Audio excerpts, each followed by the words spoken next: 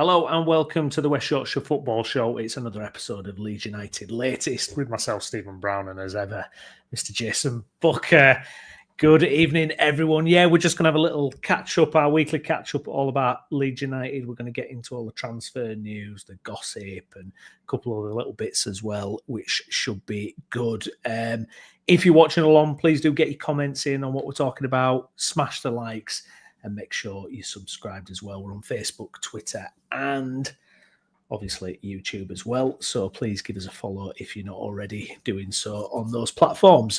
Jason, well, the weeks are flying by. We did have the release of the fixture list. It was a little bit different to that fake kind of rumoured fixture list that I showed on the last episode. And we're starting off with Everton. At home, we're just going to have a little chat. Obviously, it's kind of old news now, but we'll just let's have our take on these fixtures. Interesting first 5 fixtures. I did see that the Athletic had us pinned as the 7th hardest start to the season Leeds United we're going to have. It's Everton, Arsenal, Newcastle, Fulham, and Wolves in those opening fixtures. But Everton at home on a Monday night. What do you make of that one? And some people are calling it boring. I actually quite like it. I feel like it's quite a traditional fixture, and I know some people say, but it's not like Liverpool or something. I'm like, no, this is fine. This is good. This is what it's about. I'm all for it. We discussed it on the round table last night, briefly. I mean, boring. What a weird word to use for it. What do we want? Liverpool away and get spanked? Well, not that we would hope to go into any game getting spanked, but it's a winnable game. Monday night, Chris did say that I'd love to kind of lord in it for a moment, and we've been moved for TV on the opening day of the Premier League season. It's insane. Burnley are not getting moved for TV on the opening day. Sunderland are not. Sunderland have been out of the Premier League a lot longer than us, but yet here we are getting moved again. That's even after their journey with their crowd and all the rest of it. It's Leeds that are getting moved to a Monday night on the opening day of the season. So I'm gutted that I have to wait 3 days for the game. Yeah. Given that the Premier League is going to start on the Friday, and then I think it starts on the Friday, right? Yeah. I think it does. I think there's a game on the Friday. We have to wait until the Monday. It's a bit of a kicker, but it's a super winnable game at home. I made the point yesterday that Everton that there would be far easier fixtures that they would have hoped for. That's not somewhere that they're going to want to go to in the opening day of the season. As much as I do think that they will be even more improved on last season, pre-season under Moyes, I think that they'll probably be pretty comfortable next season. I don't think they'll be in a relegation battle at all. I think it's a good one to test us as well. Sure, we'd want Burnley or Sunderland at home. They would both make more sense from a potential to win in the game. But this is actually a bit of a test to see where we can be at with the team that we line up with on the opening day of the season. So I really like it. I made the point to Chris, however, yesterday that I think it's vital that we win it, because not so much for the season, and me and you were probably going to differ, I think, a little bit on this. Gaz was telling me that you were a little bit flapping about the transfer so far when you met up with him at the weekend, and also that you would probably be in a very different headspace, or this was more Chris, but in a different headspace. Should we lose the opening 3 games, where does that see our season?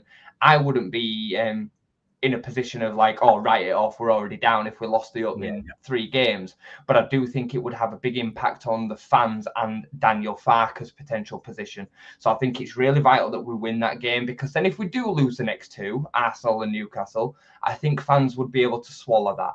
And it'd leave us in a position where everything that we got out of them 2 games potentially would be a bonus. So I think it is a key game. I hate to say it's a must win on the opening day of the season. That's mental. But no pressure.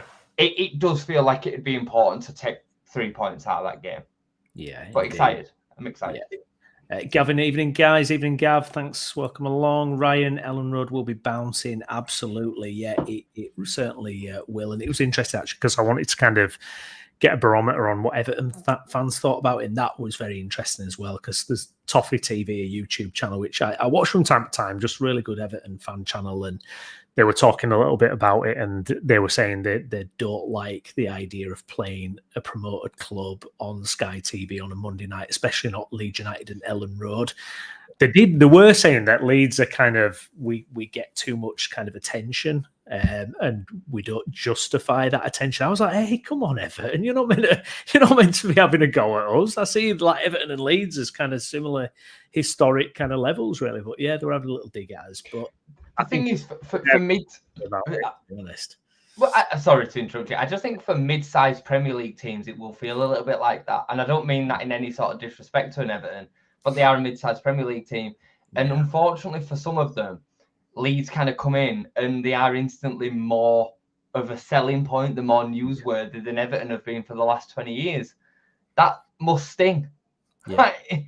But it's the reality, and that's the reality for most of the mid-range Premier League teams. Crystal Palace, Crystal Palace obviously won the cup this year, but normally, nobody's talking about Crystal Palace when Leeds are in town. Nobody's talking about Brentford, Bournemouth, Brighton, like they're just not. So so it must sting a little bit. They're probably right, There's this kind of aura that follows us because of the fan base, because of the history, because of the way that we talk about ourselves, that we then that we're there to be shot at when it goes wrong, but it also means that we get the plaudits when it goes right.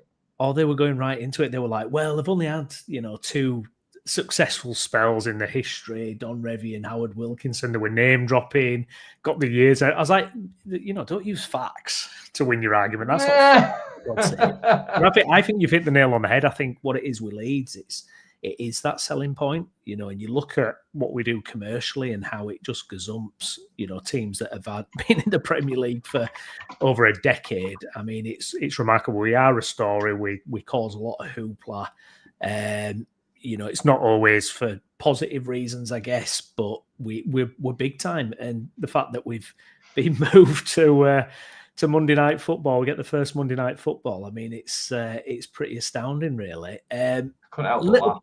Yeah, a little bit of a tougher second game. Obviously, Arsenal away, and it'll be interesting to see kind of what state they're in by then, which striker they've decided to bring in, and it's then Newcastle again. I mean, it's really hard to kind of. I mean, some people saying, well, we need. I mean, Gavin's put there, we need kind of 3 out of 9. I think, is that 3 wins out of the first 9 games? Is that what you mean? Or 3 points out of the first 9? I think he means the first 3 points, yeah. Yeah. And that's the thing, isn't it? Everton at home, it's one of those games where you really want to be kind of doing something. I remember in the kind of second Premier League season when we drew 2-2 with Everton at home, and it felt a little bit deflating, almost like we just managed to scrape a 2-2 draw. It was like, oh, come on. It's just one of those games with the state Everton have been in. I mean, talking about worrying about a Leeds rebuilding quick enough. I mean, they've got a right situation going on because they've got 14 players out of contract and all this kind of thing. So it will be interesting to see what teams turn up that Monday night. Okay, well, looking at a couple of bits and pieces for Leeds then, kind of contradicting transfer rumours coming out, and it's pretty interesting to look at because this seems to be kind of a pattern that's happening where we're getting foreign journalists linking Leeds to players saying deals are done, and then YEP, in particular Graham Smith, Joe Donoghue, are kind of saying, no, that's not true. There's no deal on the page. And it's interesting to see how it's kind of riling the fans. I put a jokey tweet out about it today, but it's that kind of thing of, fans are hopeful. We see a link this morning. One of the first things, because I'm just obsessed with Twitter at the moment and scrolling for rumours. It's absolutely shocking. Honestly, it's terrible. Was about Krstović, the Lecce player. And it said Leeds and Lecce have got an agreement in place, and you could just see the swell of kind of, oh wow, this exciting player's coming in, and then it was like Graham Smith just poured hot lava all over it and was like, no deal, Leeds haven't contacted them, nothing's happened, and it's one of those things. It's kind of and they've got a bit of grief of the YEP about this. They've got a bit of grief from people because that clearly Leeds are doing something. They've got to be doing something. We know that they'll be putting feelers out there and trying to make things happen. but we're not getting any information on it from our side. We're getting very little, which is how we know the 49ers act. So they're in a bit of a catch-22, because what are they supposed to do if they are going to their sources and they're saying, absolutely not, we're not interested? What are they meant to do? Just like start making stuff up? I mean, they're in a kind of, no-win situation, really. But yeah, it's just interesting to see, because we get all excited when we see these, potential deals done, and then it's like, oh, another one, another one gone. But what do you make of that kind of, that aspect of, the foreign journalists are kind of hinting at deals being done, and then ours are just kind of pouring scorn on it? I mean, where do you kind of stand on that? Is it just transfer nonsense generally, or? I mean, we have no experience of it, do we, from another club's perspective? It does seem like this has been a bit of an ongoing thing for a couple of years now, that the YEP are getting next to nothing. But when something does come up, I believe that they'll go and ask the club, and the club will tell them yes or no. And most of the time it's no, because that's the way that rumours go. And then they report it as no, because that's all they've got.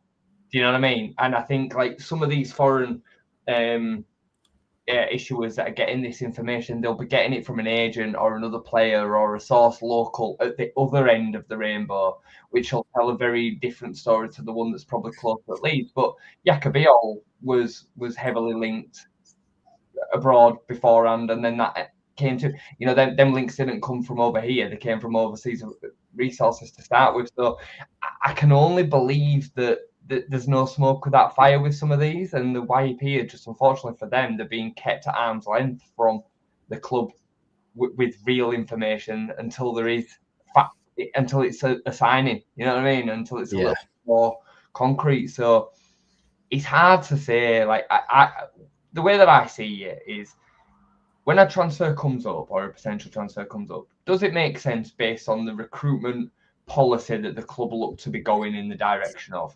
If the answer is yes, and I think it's an attainable signing, I tend to think, right, okay, yeah, we can start getting a little bit excited by this. Now, plenty of things can happen in transfers in between point A and point B, but that doesn't mean that you can't start, potentially getting excited about signing ahead of it potentially happening. Like DR as an example, I truly believe that was well down the line, and it looks like he might have either had a change of heart, maybe spoke to somebody at Chelsea who, they're the feeder club for Strasbourg, or a feeder club for Chelsea, have another year in Ligue 1, and then we'll look at potentially bringing you to Chelsea instead of to Leeds. That conversation might have happened, or an agent might have had a conversation with somebody somewhere else across the globe that's a little bit higher up and a little bit more established than Leeds, and they've decided to go down another route or another year there, and then move to that club.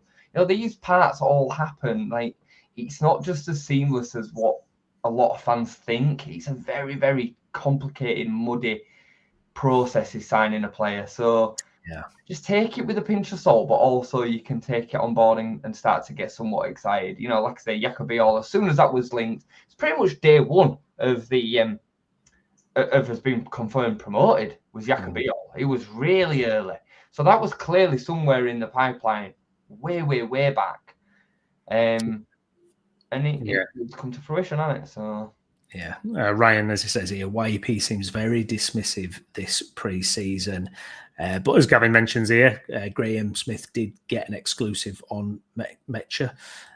So yeah, fair play. I actually I've started watching the Inside Ellen Road podcast with Graham Smith. It is really good, actually, really good. So I do highly recommend that. In terms of our squad building, Jason, it's 24th of June. Players will be back in a couple of weeks, is it, for kind of training and stuff. And then I don't know what date Farke's Germany camp is.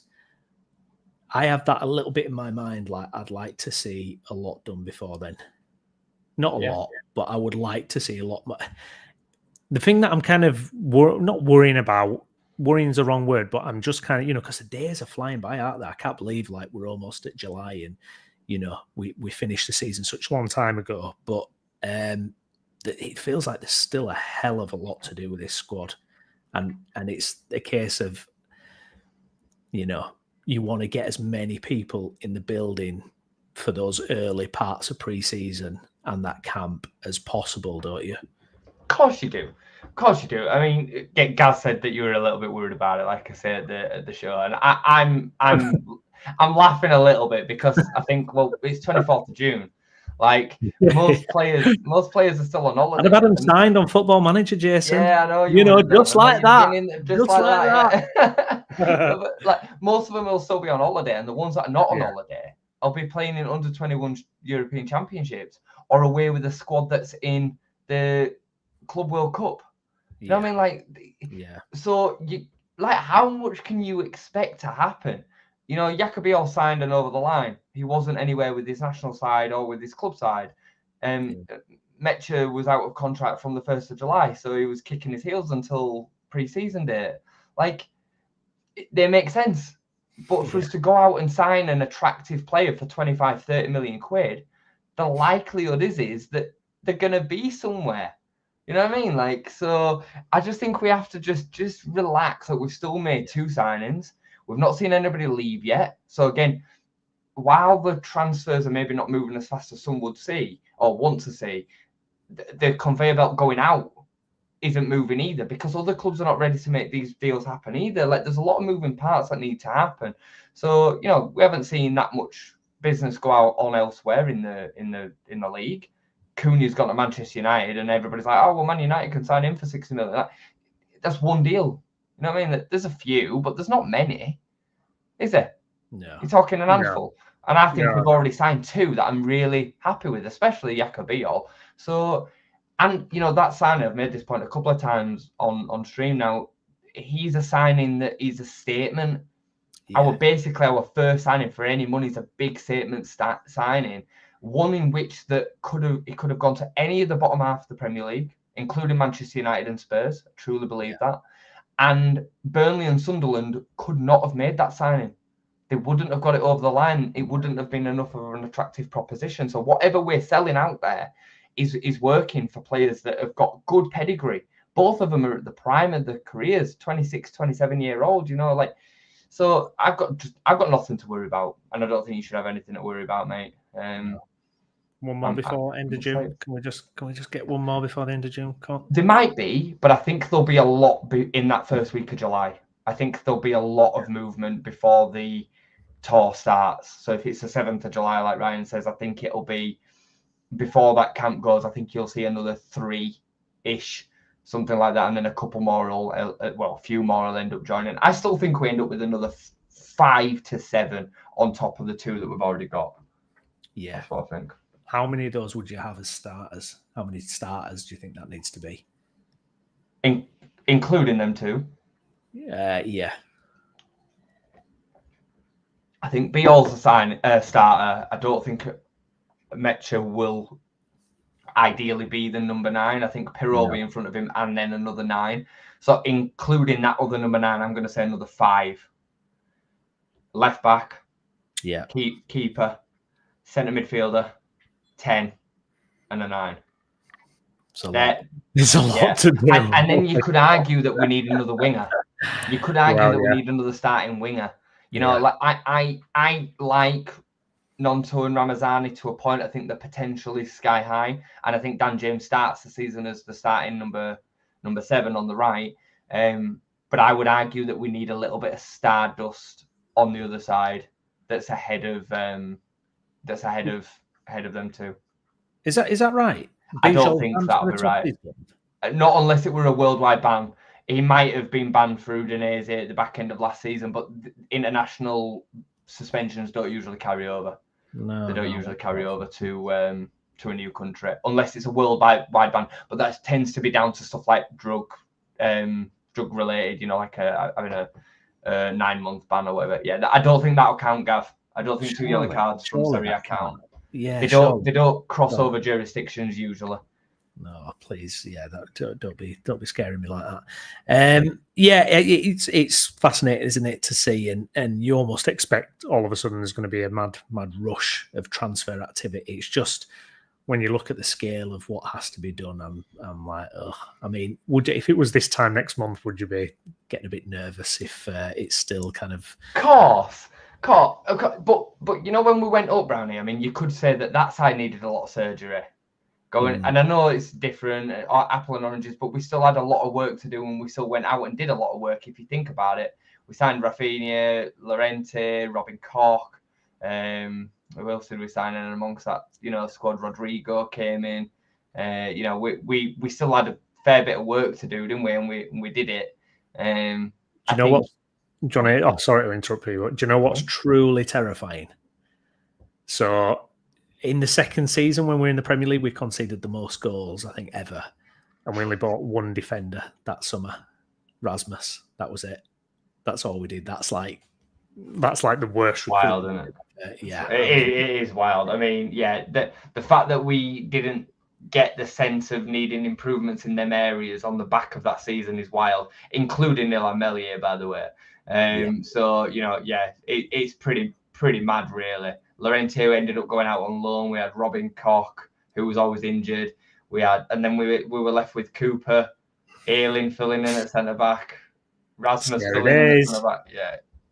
Yeah, wild. Kind of moving on slightly from this, and I want to talk a little bit about outside perceptions. I know you've been very busy, so you might not have had much opportunity to kind of catch what the general consensus is about Leeds. But yeah, it's just interesting, scrolling on TikTok, YouTube Shorts, just seeing little videos of opposition fans and just getting a gauge on where they think Leeds United kind of stand this season. Now, there is a portion which I believe if anyone's going to book the trend, it's going to be Leeds, who can do it. But then I've seen a lot of others that are kind of pegging Leeds for being that relegated team, and Farke is the one who seems to be kind of getting the brunt of it as well. I had a whole host of streams of videos where people were just like, Farke's the issue here, Farke's the issue. And it's just fascinating to see, isn't it? Because obviously we've been on the inside, we've watched everything, we've seen how well he did that second year with us to kind of create a new team. Do you think he's kind of sat down this summer and he's cracking that tactical plan? I mean, how much can you change when you're not sure maybe what 40% of the team is going to look like? I wonder how that kind of building and planning goes, really. Yeah, I think the planning around from a tactical point of view will be very much built into the recruitment strategy that the club are promising him. So, the Bijol signing will have already been kind of pre-planned in terms of the way that he's going to think about setting up tactically this season. Same goes for the players that are yet to be through the door. Same goes for the missus is home, Ryan. That's why the dog was at the window. So she signing. The second the car pulls up outside, that's it. She's there on high alert. So that will kind of, so like Metra as an example, if he's coming in as a second or third choice striker, the avenue around potentially taking teams later into games, being a little bit more prepared to go long, holding up the play, set pieces, all these kind of things are then, certainly in my mind, are coming to the forefront of my mind, because I'm thinking, well, okay, maybe we're going to look to be a little bit more tactically versatile, to switching up and going a little bit more direct. We wouldn't do that usually. So I don't think it's something to be worried about from a fan's perspective yet. And for the rest of the bit, I think it's lazy journalism. I just think it's lazy, easy journalism. The same as it's lazy and easy for the fan base to already be ruling out Farke as not good enough because he got relegated with Norwich, the team that have had the least amount of financial resources thrown out when they got promoted. I mean, he's openly said, how many managers do you see that come up promoted, get relegated finishing bottom, but don't lose their job? It doesn't happen. And that happened to Daniel Farke in that season, which tells you exactly what the club expected him to be able to do in that first season. And then he got sacked in the second time. They lost 10 in a row. Wasn't good enough. But again, the resources weren't there. And sure, he's going to have learnt loads from then as well. And I personally give him all the credit in the world for last season. I think me and you both openly said it on stream many times. We didn't think he deserved the second season when we were coming back from the playoff final. Yeah, I think there were a bit of emotion talking, which is fair. We're fans. Yeah. But I think we would have happily replaced him with somebody else and given somebody else a go. And he came back and he showed an ability to be able to change. The football wasn't the same last season that it was the season before. It was better. It was way better. We lost 4 games all season. We lost them all 1-0, and we were in every single game of last season. That can't be overshadowed. Like, not many managers are capable of doing that. So, and we finished on a record 100 points in a season which another team finished on 100 points. That's it. It's super, super impressive. So I think he deserves all the credit in the world. I think anything other than that now is laziness. And it might prove to be completely and utterly wrong. I might be completely wrong once the season starts, but I don't think I'm going to be, because this team already right now is better than the one that Norwich had. Yeah, indeed. Yeah, absolutely. Andy, thanks for your comment, mate. We get the recruitment right, which I trust the 49ers. We will surprise some teams this season. Home form will be the key. Yeah, that's what I'm really excited for as well, is just to surprise some of these teams, because we will be in that bracket of, they're being promoted, they're favourites to go back down. It'd be lovely to just surprise people and get some good wins. Too many fans, and Leeds fans are included in this, giving too much credence to what's happened over the last 2 years with regards to the promoted clubs not standing a chance. I am absolutely adamant of it. I would be stunned if for a 3rd year in a row, all 3 teams go straight back down. I really would. Not just because Leeds are involved, because I think that the cases that were involved in the 2 seasons in which them 6 teams have got relegated, they were so underprepared for the Premier League, and there were very much basket cases of clubs. Leicester, Southampton this year, Luton, Burnley, and Sheffield United the year before. You know, they weren't prepared for it at all. Burnley were all over the place. Sheffield United were all over the place. This version of Burnley and this version of Leeds are far beyond them 6 teams. Way, way, way beyond them. Especially Leeds, in my opinion. Like I said, there's not many that are going to go out and make a statement signing like Bijol. Like, whoever gets promoted this season won't be in the market for them kind of players. They don't have the 49ers project. They don't have Red Bull behind them. They don't have the fan base. They don't have the structure. They don't have everything that we already have in place to kind of give this a real go. So I think people are weighing too much on that. Way too much. Sorry, I'm labouring this point a little bit, but over the years, 1 or 2 of the promoted teams have always gone straight back down. Yeah. It hasn't happened often that all 3 do. Usually there's one that survives. But from 1992, the inception of the Premier League, to now, most of the time, promoted clubs, 1 or 2 of them will go back down. So why are we acting now like it's a massive shock that 1 or 2 of them might go back down this season? Yeah, exactly. And this is the other thing as well, because, you know, they talk about that kind of middle class in the Premier League. Your Brightons, your Fulhams, Bournemouths have all got better and better and better. And it's like, that's kind of a good thing in the sense is that's what you'd like Leeds to be able to do. Stay in the Premier League, build to try and challenge the elite. Yeah. You know, rather than just being, you know, you remember the football back in the 90s and the 90s where it was like, you know, from 4 down, it was like those teams were doing nothing. They were never going to do anything. You know, this year we had 2 different teams win the domestic cups.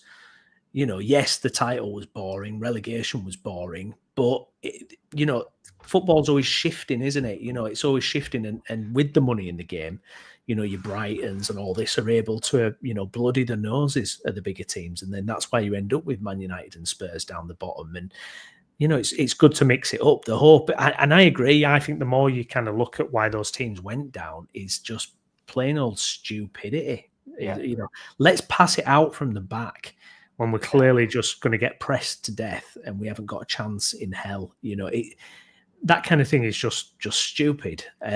So, yeah, I think there's a lot of mitigating factors. I don't think it's just this idea of, it's a closed shop entirely. I think there's a lot to it. We pretend as well, like over the years, teams haven't slipped up from comfortable Premier League positions and ended up getting relegated. Like Middlesbrough won the UEFA Cup under Steve McLaren, and a few years later ended up relegated. I mean, they had Gaizka Mendieta and like a wonderful team to watch. They had a beautiful team, did that Middlesbrough team that ended up winning the League Cup. And then a few years later, they got relegated. They've not been, I think they've been back in the Premier League once since and then instantly relegated again. You know, like these clubs do slip out of European qualifying positions or mid-table and end up in relegation positions. Look at Leicester. Yeah. Like, Leicester are a great example of it. I mean, Premier League winners, Champions League after the Premier League, like the players that they had and the opportunity that they had to go on and build and establish themselves as year on top 6, top 8 team. And they ended up getting relegated and they've ended up back in the Championship again. Southampton, well established for year after year after year in the Premier League, ended up getting it wrong, got relegated.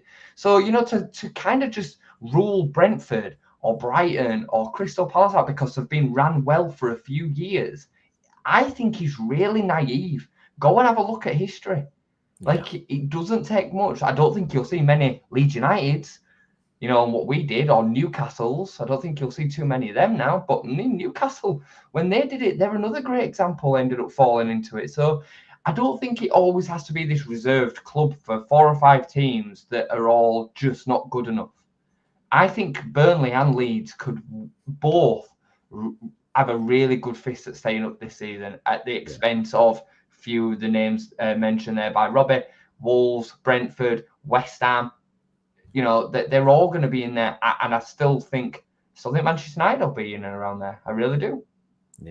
Yeah, indeed. As Andy says here, you know, those other teams wouldn't be looking at a player like Bijol. It'd be kind of out of their realm of possibility. So, yeah, I agree.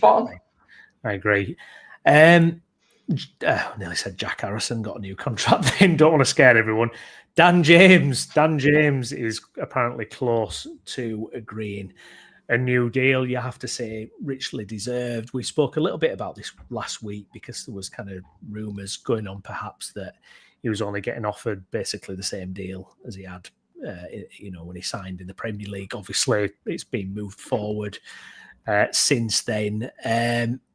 You know, no doubt he absolutely deserves it, and he's one of those players where he gives absolutely everything. You know, the last season he was absolutely phenomenal, and he's got that attitude where he never gives up, never quits. You know, when he's, you know, failed 3 times trying to cross a ball, he'll still try again. He'll still, you know, shoot. He'll still, you know, for me, Dan James is one of those players that makes things happen. And you just need those type of players. You know, he doesn't go start of games. He's there, he's present, and, you know, he will try to do things. So, yeah, just good news, isn't it, that he's getting a new contract there. He's improved as well. Daniel Farke deserves a lot of credit. He has improved, whether it's at Championship level or Premier League level is actually irrelevant. It's the final product. It doesn't matter what league you're in terms of whether you can then hit the target and have the composure to hit the target and the composure to deliver the pass. You know, the effectiveness that he has on games. I mean, I spent 2 seasons saying that he scares defenders to death. And he does, and especially at Championship level, he really does. I think he deserves it, absolutely. I think we've protected our investment. It means that he's pretty much wiped the clean on the PSR situation as well. So if we do sell him next year, in a year's time, when maybe we have outgrown him and we need to move on from Dan James, we'll get raw profit from him. Makes perfect sense. And I really like him. I've always really liked him from a personal point of view. Like you say, he works his nuts off, and he's the embodiment of what I think Leeds United is about. I remember the interview that he gave us when he came back from the loan, and he was, you know, looking to set up home again and go again in the Championship. Bear in mind, he wasn't even here when we got relegated. Yeah, like, you know, what I mean? That's right, isn't it? He went there. He went out for a season-long loan to Fulham. In the 3rd season, yeah. In the 3rd season, he got sent off the year before, didn't he? He got sent off against Chelsea the year before. Yeah. Bizarre we did that. Why did we send him on loan to Fulham? Bizarre, really bizarre. So he came back without the relegation and was still like, yeah, I'm here. You know, I'm prepared to fight for this. And, you know, the poor bugger kind of was left to mop up everybody else's mess. And I remember that interview that he gave in pre-season, and he spoke so well about the club. And I think he deserves it. He deserves a big reward. I hope that he's got an improved contract. I've heard that it's the same Premier League contract that he signed with an extension, and I think there's some merits to saying that that's fair as well. we probably overpaid when we signed him from Manchester United. He's now managed to keep the same terms for another X amount of years. So, they're well rewarded. I think it's a great move by the club. Yeah, indeed. A potential outgoing, one that's kind of grabbed the headlines. Ilhan Meslier might be finally departing Leeds United, and Fenerbahce seem to be the ones who were sniffing and edging closer to that. That's one I'm kind of, hoping to see done pretty quickly. Obviously, he was linked with that lot before a couple of weeks ago, whenever that was. As Ryan says here, Jose is saving us there indeed. I mean, it had to end this summer. He very nearly cost us last season, and potentially would have done if he'd have still been in net at the end. Unfortunately, that's just the way it is. It had to come to an end this summer, and it opens up space. There seems to be a kind of, the dominoes are falling a little bit in terms of keepers. Trafford to Newcastle's picked up pace, and hopefully that leaves us to get our hands on Pope. But I know Ramsdale, that rumour's coming back in thick and fast as well. But Jay, your thoughts on Meslier inching towards the exit door? I mean, there's part of me that's sad because he should have been a £50 million goalkeeper. I truly believe that the Premier League version that I watched of him season 1, if we'd have sold him then, we'd have got 30 to 40 million for him. Truly believe that. I think he could have gone after that season to Madrid. I could see him going there, PSG, and sitting as their number 2, hoping to usurp the number 1 spot. I could see that. He was that good. His distribution, his shot stopping was sensational. Like, I'll never forget that save that he made at Bramall Lane. I think it was from Lundstrom. It just point blank, and he down to his right hand side, and he tips it round the post. Gav's just said there, Meslier needs a move for Meslier. That's absolutely spot on as well.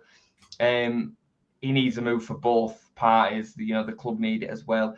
Whatever we now get for him, I think is a bonus after the 2 seasons that he's had, especially last season. As much as I quite like Carl Darlow as a number 2, probably a number 1 for most of the Championship, you shouldn't be losing your place to a 32-year-old Carl Darlow, who's not played a senior game for nearly 2 years. So it kind of tells you where he's at. And I said it when we were talking about him previously, there'd still be clubs prepared to take a chance on him, that because of his age and the position that he plays, there's so much time on their hands to rebuild Ilhan Meslier. And it won't surprise me if he comes back and you see him being one of the top keepers in 3, 4, 5 years, because he has got that potential. You don't just regress that much. I truly put 75% of the blame for Ilhan Meslier with the club. The club let him down in season 2. They left him with too much to face, too many goals. His confidence was shot. The defence wasn't, worth. It was surplus to requirements. It wasn't good enough, and he ended up being a bit of a shell of the player that he used to be. I think Pascal Struijk suffers with a little bit of that as well. So, overall, it's a good move for all. Good move for all parties. Yeah. Just before we wrap up, a couple of bits of news as well. Charlie Cresswell making a move to Como for 13 or 14 odd million, and it's kind of stirred a debate about should Leeds have sold him. Leeds never gave him a go. We could have loaned him out, and then maybe we could have, taken the fee. It's a minefield, isn't it, Jesse? Nobody has a crystal ball on these things, and for me, I wouldn't have put Charlie Cresswell in that team last season. So. And I'm just happy for him. If he turns out to be a top player, great. Do you know what I mean? Yes, we might have missed out ultimately what we could have done. He could have been homegrown, everything like that. But different people, different footballers need different environments to kind of reach their potential, don't they?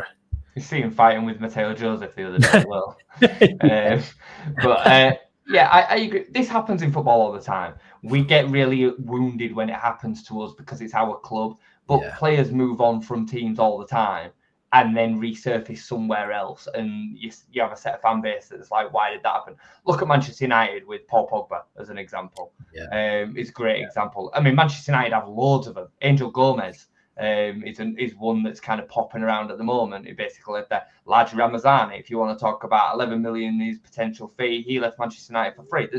This happens all the time, literally all the time. It happens. So when one of them happens to us, it, like I say, it wounds you a little bit. I think too much happened with Charlie last year. He wasn't patient enough. His dad got too involved. He then had an accident which the police had to get involved with, and I think that Daniel Farke didn't really like his attitude. I don't know if you remember hearing about that, right outside the ground, on the playoff semi-final day, by the way. So I just think, I just think it's just one of them. We've seen them before as well. They've happened to us before. They'll happen again in the future. I can see people in the comments now giving other examples of all the ones. Brighton letting Gyökeres go. These happen all the time. And that's how football ecosystem works. That's how a team like Leeds United can hope to eventually kind of build and grow the ladder again and climb the ladder, because we'll sign some of these offcasts that some of the teams have decided weren't good enough. And then we'll make them good enough and sell them on because they are good enough. This is the nature of the beast. So let's not get too up on it. Charlie, has got some qualities. I still think his pace is questionable. Como are a bit of a funny side. They had a great season last season, but it's not like he's going to move to Inter Milan, or AC or somebody, or Juventus. Like he's kind of moved sideways-ish. So it's what it is. Max Dean is another one. Max Dean. Matteo Joseph might be the next one. We'll have to wait and see. Good stuff. Okay, well, we're going to leave it there tonight. I want to thank everyone who's commented and watched along live. If you're watching this again later, please do drop a like on the video, get a comment in, get subscribed to the channel as well.